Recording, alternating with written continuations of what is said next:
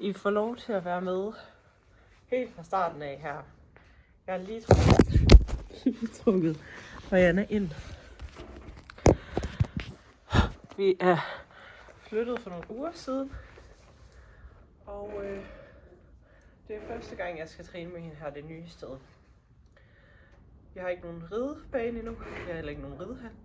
Så lige nu står vi inde i en stor boks, der før har været brugt til de 2 andre heste, men nu er de 3, og så bliver den for lille. Så derfor så har de fået lov til at komme.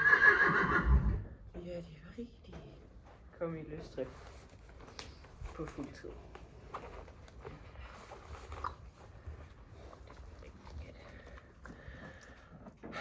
Vi skal ikke lave noget vildt og voldsomt træningsmæssigt i dag. Fordi jeg tror også på hendes måde at reagere på, så tror jeg, at det er første gang, hun skal være herinde i den her hal. Rundbue her, som det er.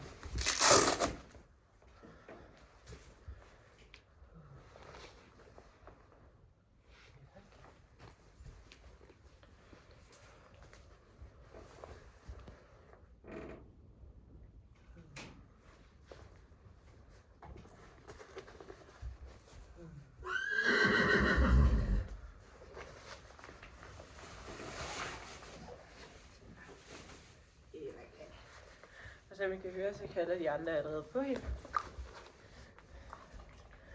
Og der er hun heldigvis ret ligeglad.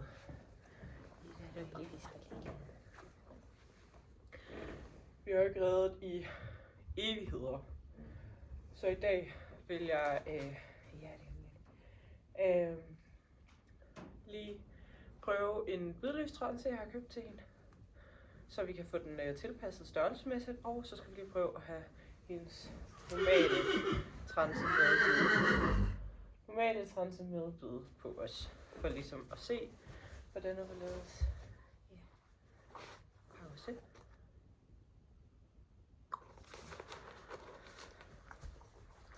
Så man kan se, det husker hun så fint. Kommandoerne.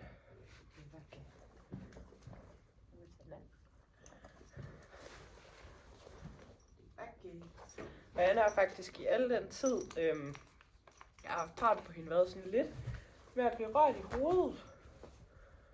Ikke at hun ikke som sådan kan lide det, fordi hun er så sød, altså jeg har sagtens nu hende det. Men har faktisk aldrig helt været helt vildt god til det der med at få grime på, eller hovedtøj på, eller de her andre ting. Jeg kan godt sige, at du stresser lidt. Pause.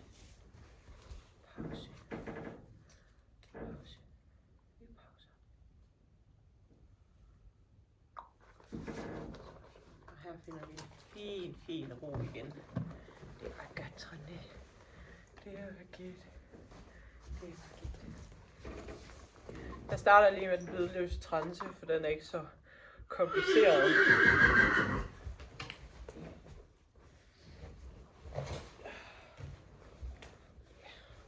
Og der har jeg så bare købt den her helt basic brune fra Velthausen.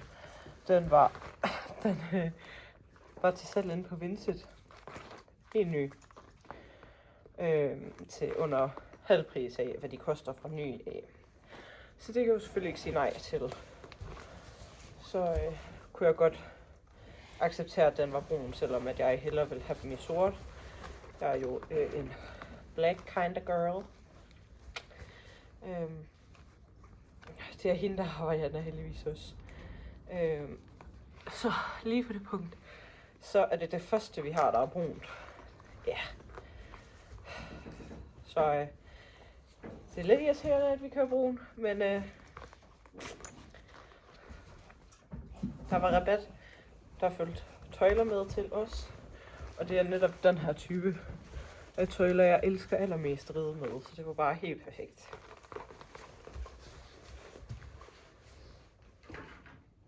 Ja. Hvis vi kigger lidt på Annas adfærd, så er det ret tydeligt at se, at hun er ret stresset lige nu. Hun vandrer rigtig meget. Og hvis jeg har set mine andre videoer, så vil jeg også se, at hun normalt går meget mindre i godbidstasken og vandrer væsentligt mindre. Hun plejer at være meget mere koncentreret i vores træning, men som sagt, så går jeg ud fra, at det er første gang, hun er herinde, og derfor så har vi fuld accept på alle reaktioner herinde. Uanset om de er gode, eller om de er dårlige. Men selvfølgelig så lytter vi og presser ikke mere end hvad vi behøver. Lige nu der spænder jeg bare hovedtøjet ud, så det er så stort som det overhovedet kan blive. Ikke så meget fordi at jeg tror at hun bruger den største størrelse det kan være, men mere det var gæt. Men mere fordi at jeg rigtig gerne vil have at hun bare kan få den presset ind til sig og ikke at få en transe på der er for lille. Jeg har åbnet den her i næsebundet og kæbremmen, så at den faktisk bare kan komme direkte over hendes ører. Og som I kan se, så trækker hun sig væk. Det er det problem, vi lidt har. Det er også derfor, at jeg lader hende stå helt uden grime på. Og træner det her lidt med hende. Jeg tænker faktisk umiddelbart, at jeg lige bare vil sætte den her i en af remholderne. Ikke for at lukke den, men bare for at markere, at det er lidt mere en grime.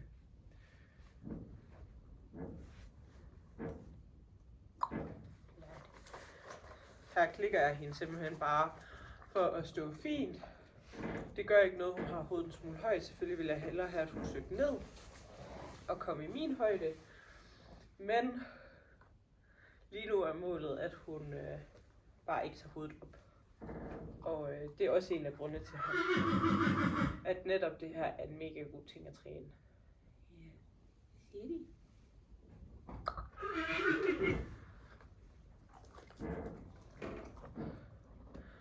Og det blæser helt vildt meget, så det er også tydeligt at høre, at der er noget der. Ja.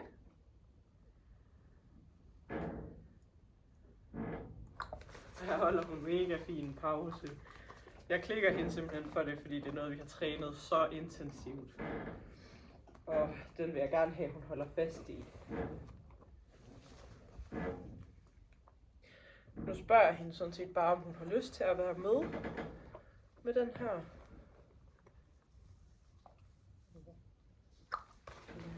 Og jeg tager den overhovedet ikke helt på hende, det kunne jeg lige så godt have gjort. Men fordi jeg gerne vil have den her rolige tilvænning, så tager vi det hele helt vildt langsomt og stille og roligt.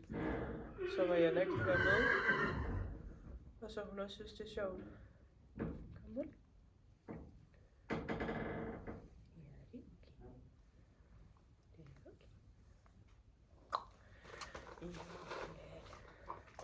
Og her vil jeg gerne have, at når jeg holder den op, at hun så selv begynder lige så stille at søge hen imod den.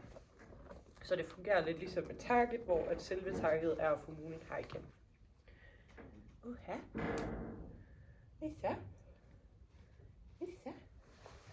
Og det her det er netop også en af grundene til, at jeg starter uden bid, fordi det er bare mere kompliceret, når man har bid med.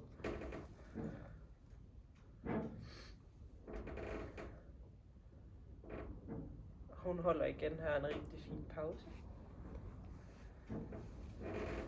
For at prøve at få hende lidt ud af situationen, så bevæger jeg mig sådan set. Der var jeg for langsom, der skulle jeg nok have klikket hende, i stedet for at begynde at bevæge hånden op. Jeg flytter hendes hoved fra min hånd af. Her reagerer hun meget voldsommere, end jeg egentlig har fat. Så jeg prikker sådan set kun lige til hende. Og hun bliver ved igen ved at tilbyde hendes pause.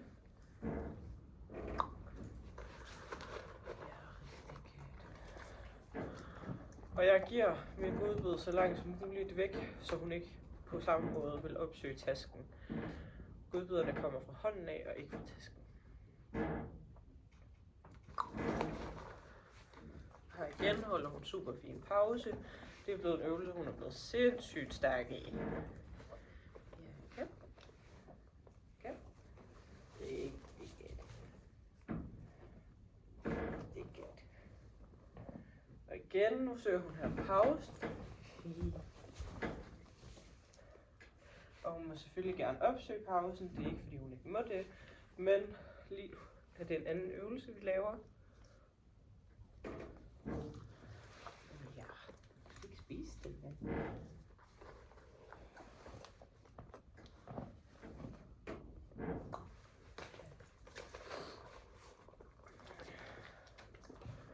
Og her der tager jeg den en hel del skridt videre.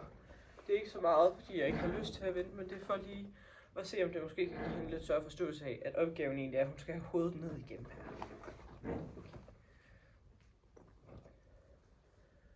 Ja, det er okay. Ja, du skubber sådan. Kom nu det.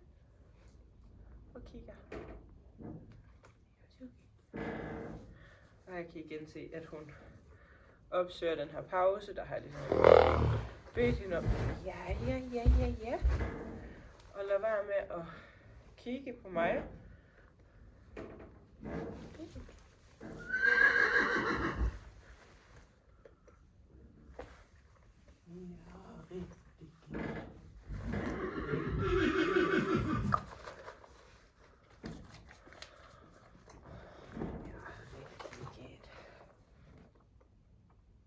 Anna har et kæmpe hoved, så faktisk så passer den her slet ikke så forfærdeligt skidt til hende, sådan som den er lige nu.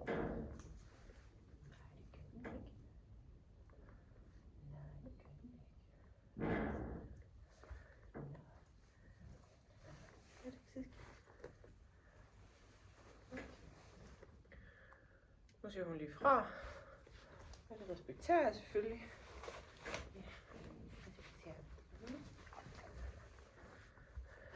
Tydeligt at se, at lige nu er det lige lidt meget for hende.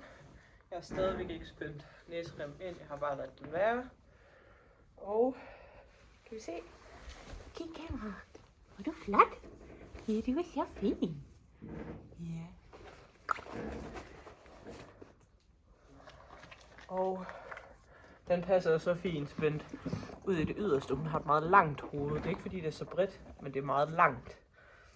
Og der passer det her bare så fint, sådan som det sidder lige nu. Det er okay. Ja, det er okay. Og det gode ved den her type hovedtøj, det er, at der ikke er særlig mange dele, der kan tages af. Så når man skal puste, så er det så simpelt, at der er topstykket og bundstykket. Fordi resten, de kan ikke tages af. Det er...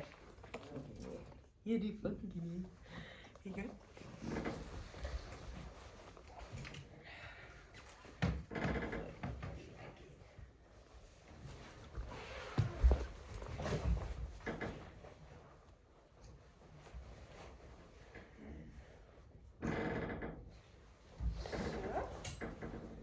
Har vi fået fat i hendes normale hovedtøj, som I kan se ikke er blevet brugt i rigtig lang tid. Det skal helt klart have en pudsning, før vi skal bruge det mere fast. Ja, det skal det ikke over, Anna. Ja, det skal det. Det giver da ikke sådan noget fisk. Og det er sådan, det minder lidt om en miklimtranse, uden at være det. Men sindssygt genial transe, der virkelig sidder anatomisk rigtig godt på hende. Sidder anatomisk rigtig godt på de fleste heste. Jeg er heldigvis så privilegeret, at Horianas ejer går lige så meget op i hesteadfærd og velfærd, som jeg gør. Og derfor så er det meget de samme ting, vi er interesseret i. Hun undersøger stadigvæk en del her. Nu har jeg været cirka et kvarter nu. Og det er helt i orden. Ja, det er helt klart. Og igen kan I se her, at hun vandrer lidt.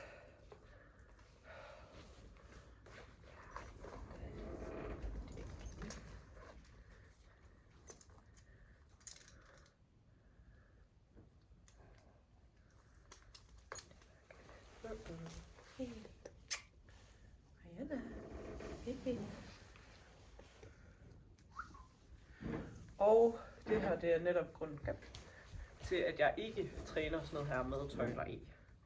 Normalt.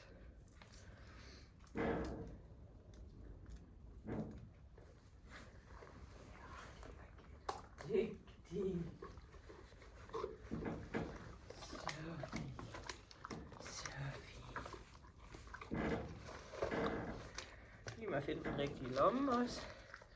Så fint. Så fint. Så fint. Så fint. Så fint.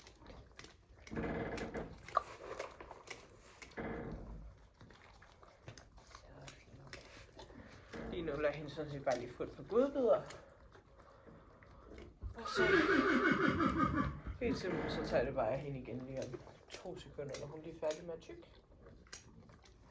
Og jeg er jo heller ikke så gammel. Hun fylder 4 her lige om ikke så længe. Flot. Og er tilredet i skridt og tilredet i trav. Så der er rigtig meget at lære endnu for lille søde Marianne. Og hun har heller ikke gået til ridning i særlig lang tid. Nej, det har du ikke. Så der er stadigvæk rigtig mange ting, der skal øves. Og kvæg, at vi ikke har været siden september,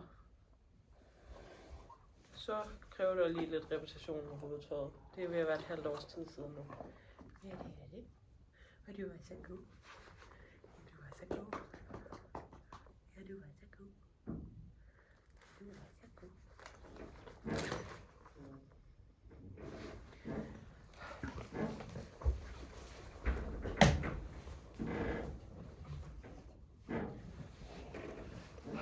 Lige her afslutningsvis, der vil jeg gerne bare lige træne lidt almindelig håndtarget med hende. Ja. Target.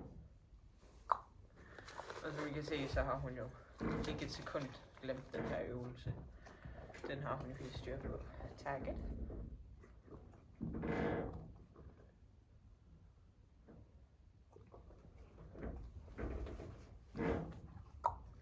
Og her giver jeg hende lige noget tid til lige at kigge og tænke. Vi mennesker har sådan en tendens til at være meget hurtige i vores tanker, og heste er altså ikke altid lige så hurtige, som vi er. Så derfor giver jeg hende også god tid til lige at tænke over øvelsen. Og tænke over, hvad hun egentlig synes, og hvad hun egentlig vil.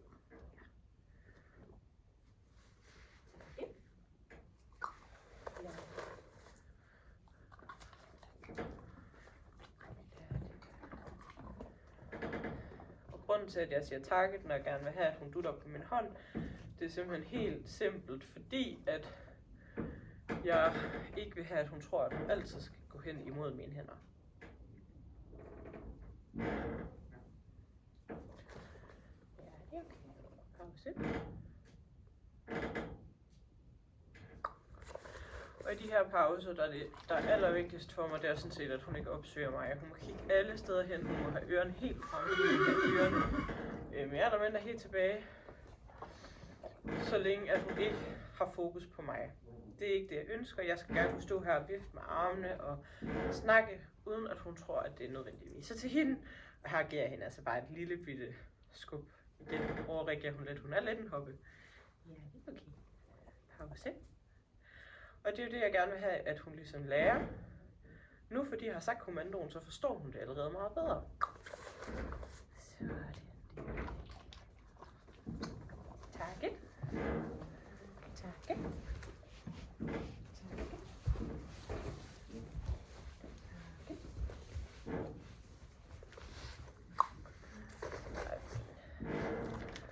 Og her laver vi bare lige en lynhurtig target i bevægelse.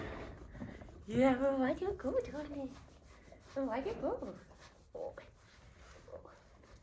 Og så slutter vi af med lidt hygge her til sidst, inden jeg lukker hende ud til de andre vilddyr. Det plejer jeg nemlig godt, og jeg synes det er hyggeligt, når man lige gider at nuse lidt med hende. Siger du også tak for i dag, Marianne? Marianne. Siger du også tak for i dag? Nej, ikke så meget. Jeg holder lige pause. Siger du også tak for i dag? Ja, det er godt. Tak for i dag.